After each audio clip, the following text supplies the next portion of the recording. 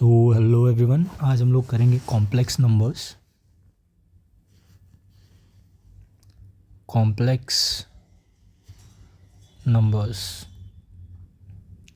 ठीक है। तो जैसे कि आपने क्लास 11th में पढ़ा होगा, कॉम्प्लेक्स नंबर किस टाइप के नंबर होते हैं। कॉम्प्लेक्स नंबर a+ib वाले टाइप, मतलब इस फॉर्म में रिप्रेजेंट करते हैं हम उनको। ठीक है, जहाँ पे a और b हमारे दोनों क्या होते हैं, रियल नंबर्स होते हैं, और जो i होता है वो होता है √(-1), जिसको हम आयोटा बोलते हैं। ठीक है, जो कि होता है इमेजिनरी नंबर। ठीक है, तो अगर इफ़ a अगर हमारा 0 है तो z = हो जाएगा ib, तो जो कि हो जाएगा प्योरली इमेजिनरी। ठीक है, और अगर हमारा b अगर 0 है तो z हो जाएगा हमारा a, जो कि हो जाएगा रियल। ठीक है, प्योरली रियल ऐसा कुछ बोलते नहीं है, मतलब रियल हो जाएगा। तो नेक्स्ट चीज़ आ जाती है कि ज्योमेट्रिक रिप्रेजेंटेशन कैसा होता है कॉम्प्लेक्स नंबर का। तो सपोज़ मेरा नंबर है a+ib। ठीक है, या तो इसको मैं बोल दूँ x+iy। ठीक है, कुछ फ़र्क नहीं पड़ता इससे। x हमारा है रियल पार्ट और y हमारा है इमेजिनरी पार्ट। ठीक है, तो बेसिकली हुआ क्या है, जैसे i हमारा होता है √-1। i² क्या होता है, i² होता है हमारा -1 के बराबर। ठीक है, तो अगर मैं एक्स वाई एक्सिस बनाऊँ यहाँ पे, सो this is say my X axis, this is Y axis, this is negative X axis and this is negative Y axis. ठीक है, ये हो गया ओरिजिन हमारा। तो कोई भी अगर x हमारा नंबर है, ठीक है, तो यहाँ पे इस कॉम्प्लेक्स नंबर में x है और y है। ठीक है, तो अगर मैं या तो इसकी बात नहीं करते, कोई भी इन जनरल अगर मेरा नंबर है, मैं बोल दूँ इसको a,0। ठीक है, तो यहाँ से यहाँ तक का डिस्टेंस कितना है, a है। ठीक है, तो a मेरा कोई एक नंबर है। क्लियर है। अगर मैं उसको -1 से मल्टीप्लाई करूँ, -1 × a करूँ, तो क्या हो जाएगा, -a। -a को कहाँ रिप्रेजेंट करते हैं हम, इस साइड रिप्रेजेंट करेंगे, -a,0। तो हमने माइनस से मल्टीप्लाई करके क्या कर दिया, माइनस से मल्टीप्लाई करके हमने कर दिया इसको 180 डिग्री रोटेट। ठीक है, पहले ये नंबर था यहाँ पे इस एक्सिस पे, माइनस से मल्टीप्लाई करने के बाद आ गया यहाँ पे, तो हमने क्या कर दिया, 180 डिग्री रोटेट कर दिया। ठीक है, तो 180 डिग्री रोटेट करने के लिए हमने क्या किया, -1 से मल्टीप्लाई किया। ठीक है, और हमने देखा था -1 मतलब क्या, i²। तो मैं अगर i² से किसी नंबर को मल्टीप्लाई करता हूँ तो वो क्या होता है, 180 डिग्री रोटेशन हो जाता है उसका। तो अगर मैं i से मल्टीप्लाई करूँगा किसी नंबर को तो उसका क्या हो जाएगा, 90 डिग्री से रोटेशन हो जाएगा। ठीक है, तो यही x और y कोई कोऑर्डिनेट नहीं है, x और y कोई दो नंबर है। ठीक है, तो पहले वो यहाँ पे था, देन अगर हमने उसको i से मल्टीप्लाई कर दिया तो वो रोटेट होके यहाँ पे आ गया 90 डिग्री पे। ठीक है, एक बार और मल्टीप्लाई करेंगे तो रोटेट होके यहाँ पे आ जाएगा। क्लियर है। तो ये जो कॉम्प्लेक्स नंबर वाले पार्ट में z = x+iy है, इसलिए ये जो y वाला एक्सिस होता है इसको इमेजिनरी एक्सिस बोलते हैं। ठीक है, क्योंकि किसी भी रियल नंबर को i से मल्टीप्लाई करने के बाद उसका 90 डिग्री से रोटेशन हो जाएगा और वो इस एक्सिस पे आ जाएगा। ठीक है, और यहाँ पे अगर मुझे रिप्रेजेंट करना है ऑर्डर पेयर एक्स वाई को, ठीक है, x, y हमारी अगर ऑर्डर्ड पेयर है, जहाँ पे x रियल पार्ट था, y इमेजिनरी पार्ट के साथ जुड़ा था, इसलिए x रियल पार्ट हो गया, y इमेजिनरी पार्ट हो गया। ठीक है, दोनों ही रियल नंबर। ठीक है, तो अगर मुझे उनको यहाँ पे रिप्रेजेंट करना है एक्स वाई प्लेन में, तो अगर मैं उनको बोले x, y, यहाँ से यहाँ तक का डिस्टेंस हो जाएगा x, यहाँ से यहाँ तक का डिस्टेंस हो जाएगा y। ठीक है, ये हो गया x, ये हो गया y। तो इस रिप्रेजेंटेशन को बोलते हैं आर्गन रिप्रेजेंटेशन और इस डायग्राम को बोलते हैं आर्गन डायग्राम। ठीक है, तो ओरिजिन से इस ऑर्डर्ड पेयर का जो डिस्टेंस रहेगा, यहाँ से यहाँ तक का डिस्टेंस, सपोज इसको मैं अगर a बोल दूँ, ठीक है, तो ओरिजिन से इस पॉइंट तक के डिस्टेंस को हम क्या बोलेंगे, OA को हम बोलेंगे मॉड ऑफ z या तो मॉड्यूलस। ठीक है, और पाइथागोरस थ्योरम के हिसाब से क्लियरली दिख रहा है, ये वाला डिस्टेंस था y, ये था x, तो ये क्या हो जाएगा, ये हो जाएगा under root x square plus y square. कैसे? क्योंकि पाइथागोरस थ्योरम के हिसाब से अपोजिट साइड का स्क्वायर मतलब हाइपोटेनस का square is equal to sum of remaining two side का स्क्वायर। तो यहाँ से ओ ए क्या आ जाएगा, ओ ए आ जाएगा आपका under root x square plus y square. ठीक है, तो ये हो गया आपका मॉड्यूलस, जो कि हो जाता है under root x square plus y square. और ये एक्स एक्सिस से इस लाइन तक का डिस्टेंस हो जाता है हमारा थीटा, और थीटा को हम बोलते हैं हमारा एम्पलीट्यूड या तो आर्गुमेंट। ठीक है, दोनों नाम है ये इसके।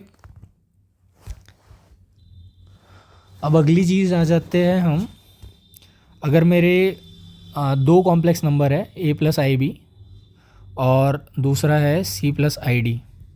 ठीक है, तो अगर मैं बोलूँ कि दोनों कॉम्प्लेक्स नंबर इक्वल है, तो ये कब पॉसिबल होगा, जब दोनों का रियल पार्ट इक्वल होगा और दोनों का इमेजिनरी पार्ट इक्वल होगा। ठीक है, तो ये कैसे प्रूव कर सकते हैं, ये हम इस तरीके से प्रूव कर सकते हैं। अगर मैं a plus i b equal to c plus i d बोलता हूँ, ठीक है, और मैं इसको इधर लेके आ जाता हूँ, तो ये हो जाएगा a minus c plus i times b minus d is equal to zero. ठीक है, और मैं इसको वापस इधर लेके चले जाऊँगा, तो ये हो जाएगा a minus c is equal to minus i times b minus D.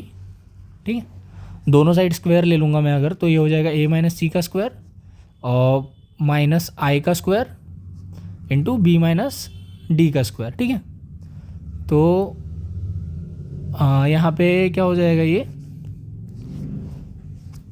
हो जाएगा हमारा a माइनस सी का square is equal to minus I का स्क्वायर इज माइनस वन ही आएगा, बिकॉज माइनस आई का स्क्वायर मतलब माइनस वन का स्क्वायर इंटू आई स्क्वायर, और माइनस वन का स्क्वायर हो जाता है वन और आई का स्क्वायर हो जाता है माइनस वन। ठीक है, तो plus one into minus one है माइनस वन ही आएगा, तो ये हो जाएगा minus one b minus D का स्क्वायर। इसको इधर लेके आ जाऊँगा, तो ये हो जाएगा ए माइनस सी का square plus B minus D का square is equal to zero. ठीक है, तो दो मतलब a माइनस सी कुछ भी आए, a माइनस सी का स्क्वायर हमेशा क्या आएगा, greater than zero. Similarly b minus C कुछ भी आए और b माइनस सी का स्क्वायर क्या आएगा, ग्रेटर दैन ज़ीरो। तो दो पॉजिटिव मतलब a माइनस सी स्क्वायर भी पॉजिटिव है और b माइनस सी स्क्वायर भी पॉजिटिव है। तो दो पॉजिटिव नंबर का सम ज़ीरो कब आता है, जब दोनों नंबर ज़ीरो के बराबर हो। ठीक है, जिसका मतलब क्या है, a माइनस सी हो जाएगा ज़ीरो, b माइनस सी हो जाएगा ज़ीरो।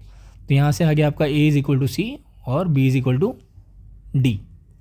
ठीक है, तो आई होप ये क्लियर है। तो कोई भी दो कॉम्प्लेक्स नंबर अगर इक्वल है, तो उसका क्या मतलब है, उसका रियल पार्ट इक्वल है और इमेजिनरी पार्ट भी इक्वल है। ठीक है, ये हो गया आपका इक्वालिटी ऑफ कॉम्प्लेक्स नंबर्स। ठीक है, नाउ अगली चीज़ आती है हमारी addition of complex number.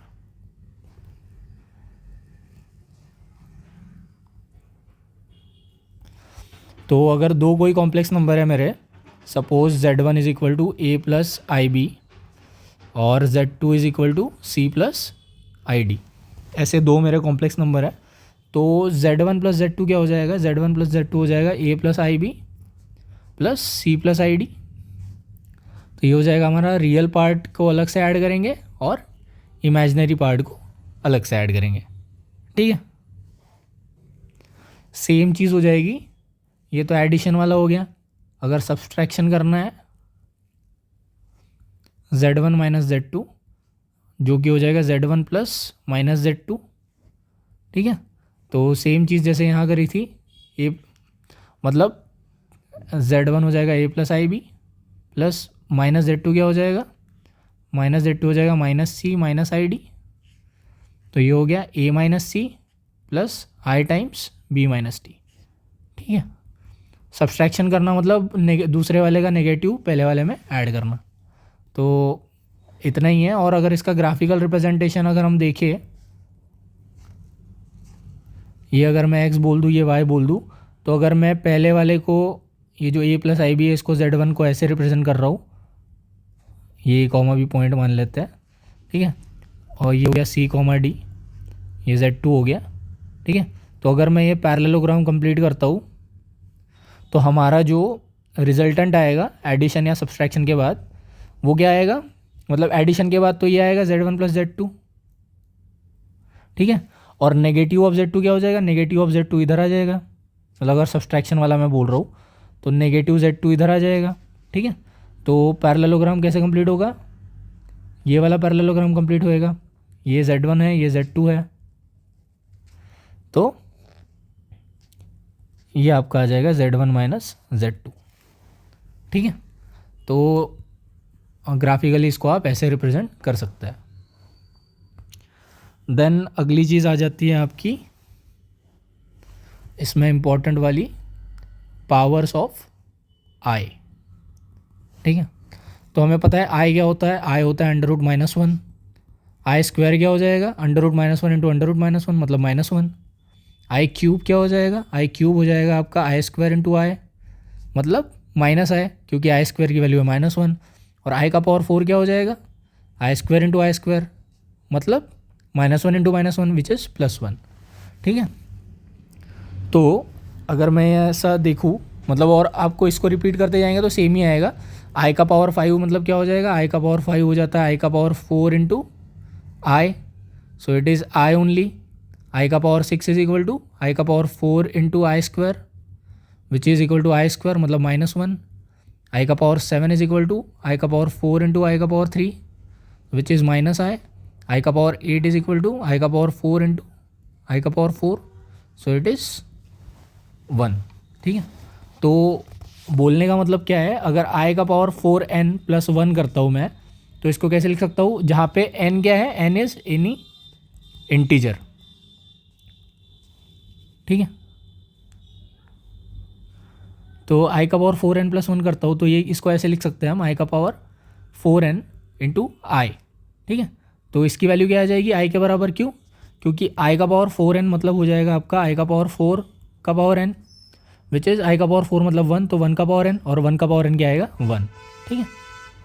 Similarly अगर आई का पावर 4n + 2 करता हूँ मैं, तो ये क्या हो जाएगा, आई का power 4n into I square, और आई का पावर 4n तो 1 होता है और आई स्क्वायर क्या हो जाता है -1। सिमिलरली आई का power 4n + 3 is equal to I का power 4n into I cube which is equal to -I, ठीक है, क्योंकि आई क्यूब की वैल्यू -आई होती है और आई का पावर 4n 1 हो जाएगा, ठीक है। तो फॉर एनी इंटीजर से n, आई का पावर 4n + 1 आई हो जाता है, आई का पावर 4n + 2 -1 हो जाता है, और आई का पावर 4n + 3 -आई हो जाता है, ठीक है। तो अगर इसका मैं अगर एग्जांपल बताऊँ आपको, तो अगर मैं आई का पावर मेरे को 49 निकालना है, ठीक है, तो इसकी वैल्यू क्या आएगी, 49 को 4 वाले पार्ट में तोड़ देंगे पहले, तो आपका आ जाएगा आई का पावर 49 / 4 अगर मैं करूँ तो क्या होगा, 4 × 1 = 4, 0 9, 4 × 2 = 8, 1, ठीक है। तो ये आपका हो जाएगा 12 4 × 48 + 1 इज इक्वल टू 49। तो ये हो गया आपका इस फॉर्म में आई का पावर 4n + 1 हो गया, ठीक है, दैट इज आई का पावर 4 × 12 इंटू आई, सही है ना। तो आई का पावर 4n + 1 क्या आता है आई के बराबर, तो इट इज़ आई, तो आई का power 49 is equal to i. I hope clear है ये आपको। देन अगली चीज़ पे आ जाते हैं जो कि होती है हमारी मल्टीप्लिकेशन।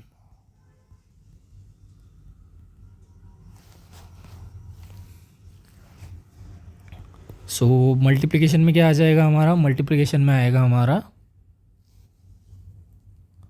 a + ib अगर एक कॉम्प्लेक्स नंबर है से z1, और z2 हमारा दूसरा कॉम्प्लेक्स नंबर है विच इज़ c + id, ठीक है।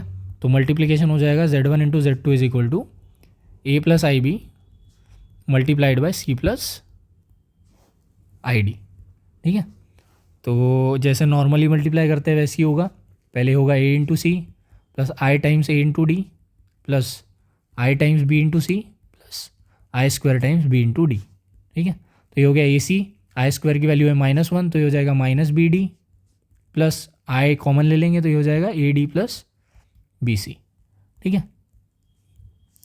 तो इस टाइप से हो जाता है आपका मल्टीप्लिकेशन ऑफ 2 कॉम्प्लेक्स नंबर्स, ठीक है, जो कि अलजेब्रिक फॉर्म में है। अभी नेक्स्ट चीज़ है आपका multiplication of complex numbers in polar form.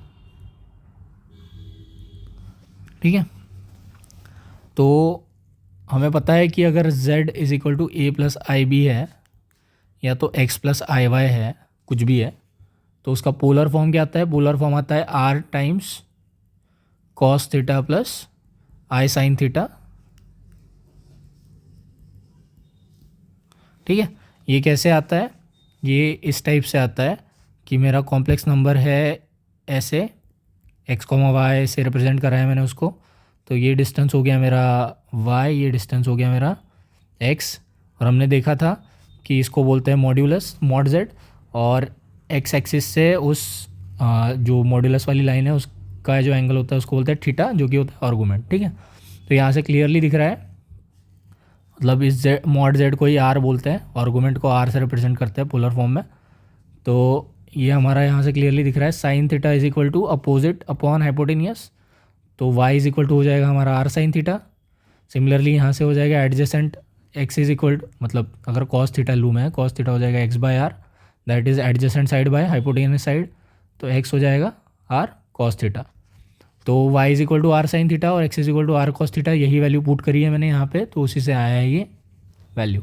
ठीक है, तो अगर मैं z1 लिख दूँ r1 times cos theta one plus आई साइन थीटा वन, ठीक है, और z2 मेरा दूसरा कॉम्प्लेक्स नंबर है जो कि हो जाएगा r2 times cos theta two plus आई साइन थीटा टू, तो z1 इंटू z2 क्या आएगा?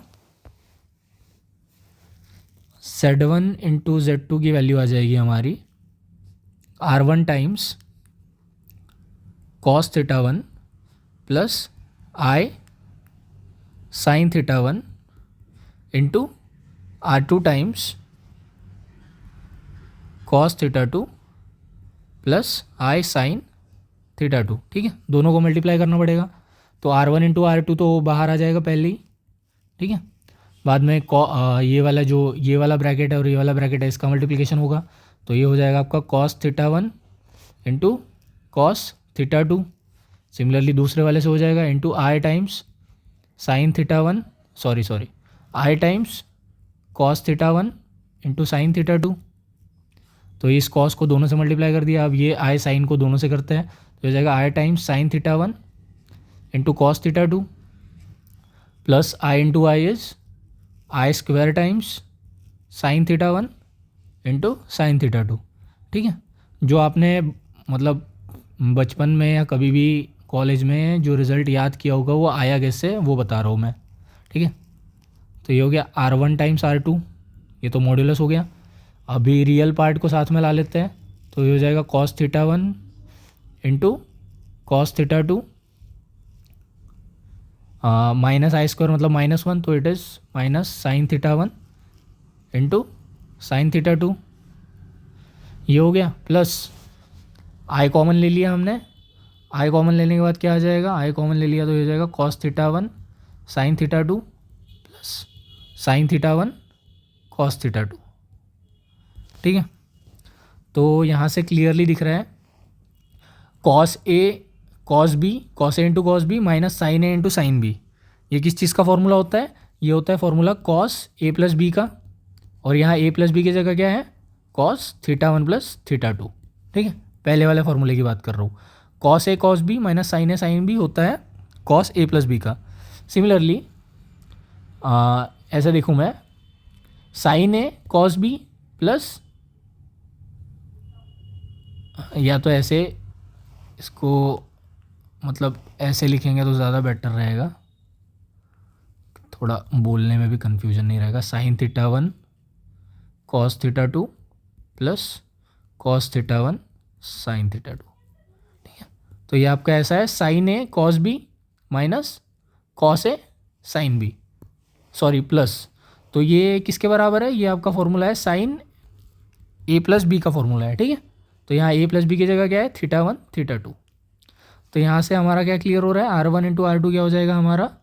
Cos of theta one plus theta two plus I sine theta one plus theta to.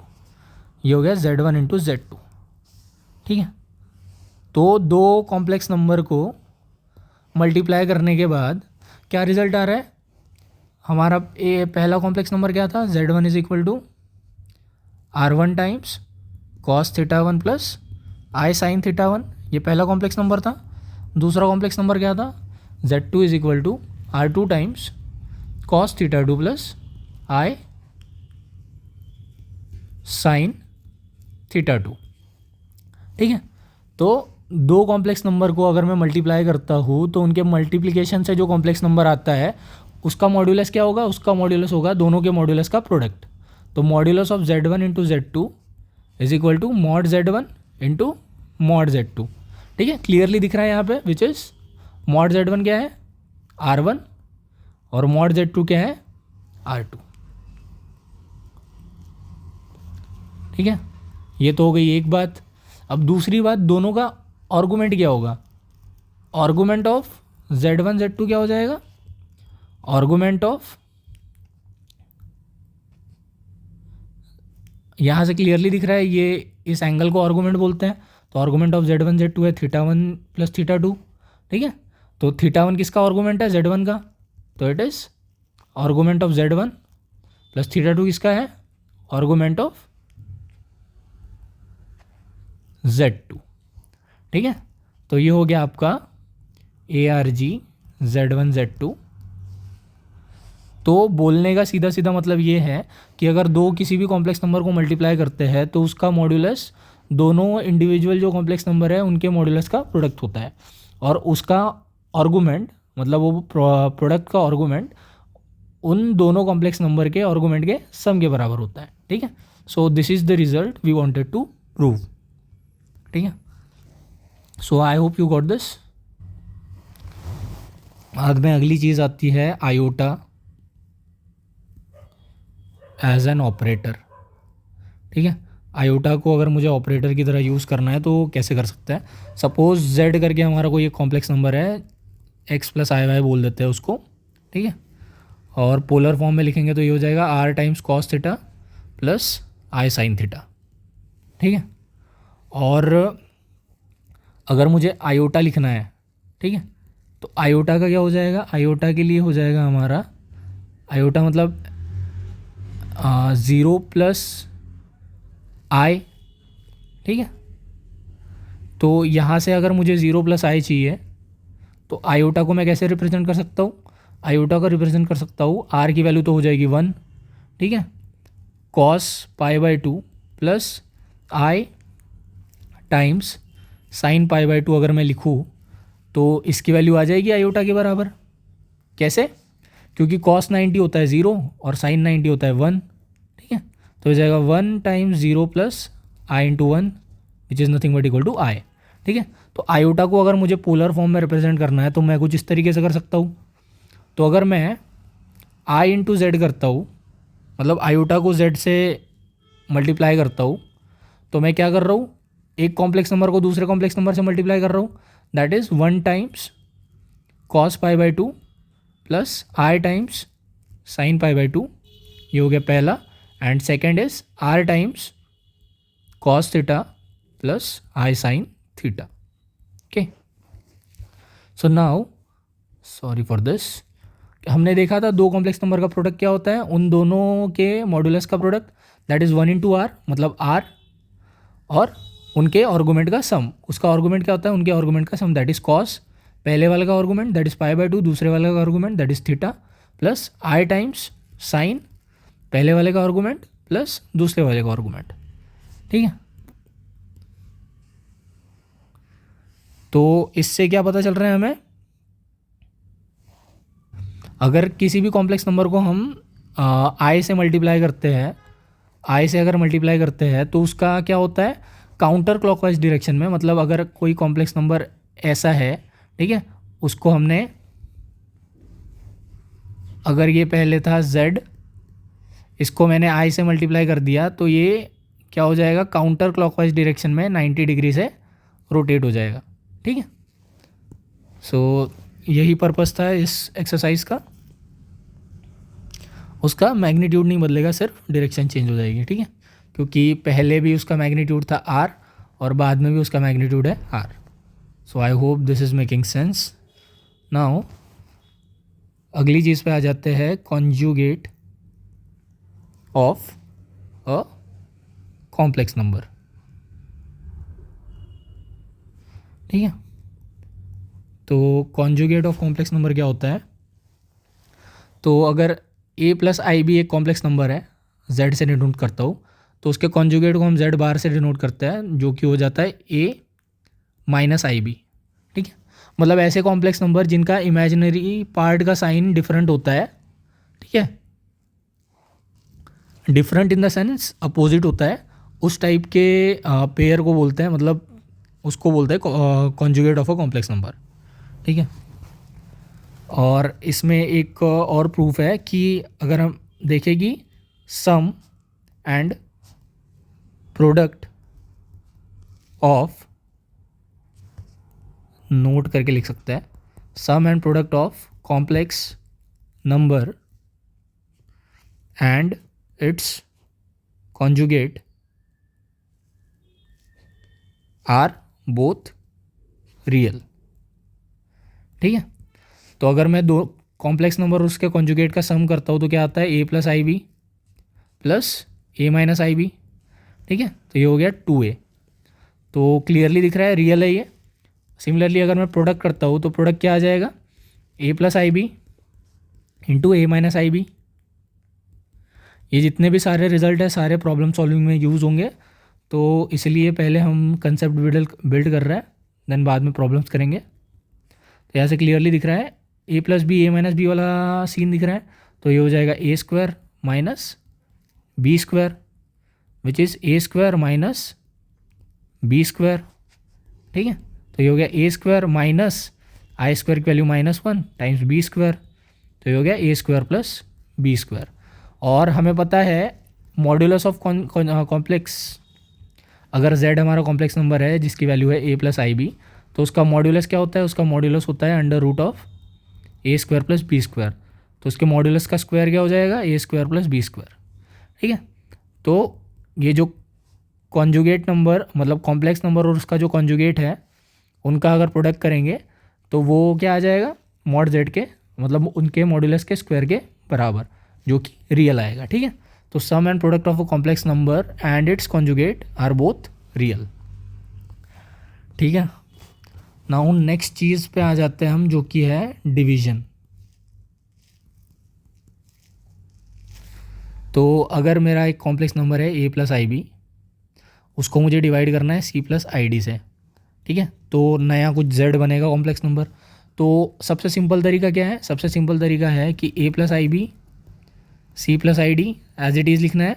जो डिनोमिनेटर है उसका कॉन्जुगेट लेना है और उसको न्यूमरेटर डिनोमिनेटर दोनों में मल्टीप्लाई कर देना है. क्यों? क्योंकि हमारा पर्पस क्या है कि जो फाइनल फॉर्म है वो a plus i b form में आए. ठीक है, अभी अगर डिवीजन में है तो वो थोड़ा सा डिफिकल्ट जा रहा था, तो अगर हम डिवीजन वाले को उसके कॉन्जुगेट से मल्टीप्लाई करेंगे तो वो रियल में कन्वर्ट हो जाएगा. कैसे? a plus i b into c minus i d times c plus i d into c minus i d. हमने देखा था कॉम्प्लेक्स नंबर और उसके conjugate z into z bar mod z square के बराबर आता है. ठीक है, तो a plus i b into c minus i d is equal to mod z square, उसका मॉड जेड क्या आएगा, c square plus d square. ठीक है, तो ये हो गया आपका, अगर दो कॉम्प्लेक्स नंबर को डिवाइड करना है तो इस तरीके से करना होता है. ठीक है, कि जो डिनोमिनेटर में है उसका कॉन्जुगेट लेने का और न्यूमरेटर डिनोमिनेटर दोनों से मल्टीप्लाई कर देने का.